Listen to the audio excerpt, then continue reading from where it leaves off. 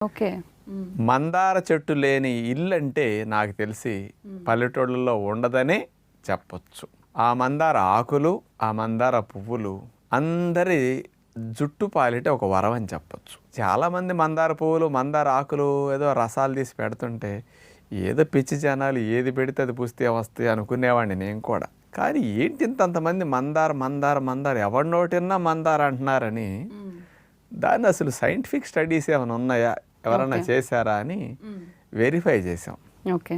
40 పరిశోధనా పత్రాల యొక్క సారాంశాన్ని అమెరికా దేశం వారు 2015 సంవత్సరంలో రట్గర్స్ యూనివర్సిటీ యుఎస్ఏ వారు వాళ్ళు ఇచ్చినవి. ఇంకొక స్పెషల్ది తెల్ల జుట్టు రాకుండా నలుపుగా ఎక్కువ రోజులు ఉండేటట్టు మందారాకులు చేస్తున్నాయని central leather research institute Chennai వారు 2003 సంవత్సరంలో పరిశోధన చేసి మందారాకుల మీద స్పెషల్గా ఇవ్వటం జరిగింది.